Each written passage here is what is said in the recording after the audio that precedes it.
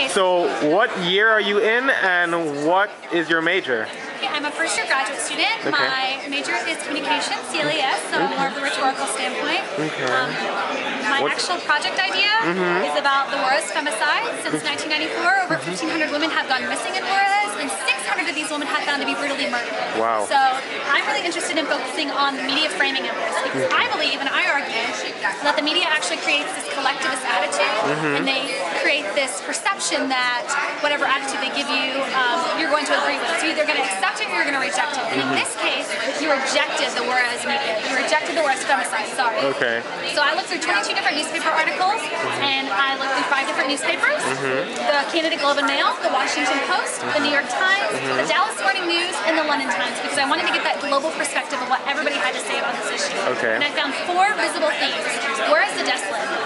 So they describe the city as flawless over there, described by the New York Times. Also, the New York Times said it's the ideal place to kill women. Wow. A desert full of factories and honky-tonk saloons. The sin city for America. Wow. So now you're creating this geographic location of a culture that you can't identify with, right? Like, it's something right out of a Western movie. Because if you can't identify with it, then it's the first step in dismissing it with all gender violence against women. Right. Objectification of the dead. Strangled, cut, burned, bound, tortured, gagged, and bludgeoned. Similar to what you would see when viewing strewn trash. 5 bodies piled on top of each other. So now we're creating this horror movie of something that we can identify because we're looking at the aftermath of the effect. We're no longer looking at the femicides in themselves, gender violence in themselves, looking at the fact that these bodies, which are gruesome, are piled up on top of each other.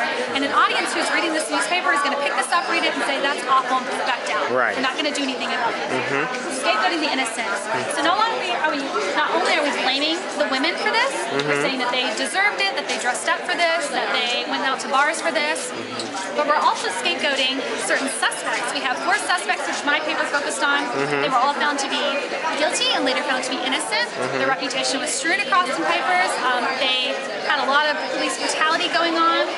And it's interesting how the femicide in terms of visibility goes down for gender violence, and the visibility for the scapegoating goes up because it's much easier to focus on the scapegoating of the suspects than it is to focus on the issue at hand. Right. So both of the women, we've learned to live with this type of violence. The mothers are pinning their hopes on the work of forensic experts. So dismissing this as a cultural issue that only affects women is problematic because femicides happen everywhere. Yes. They affect people in the United States, they affect people in London, and they definitely affect people in Canada. So disregarding this as only a cultural issue is going to create future femicides, and this is something that I believe could have been prevented, or maybe could have been pressuring the government, or could have been pressuring the companies, the maquiladora companies in that community to stop via the media framing.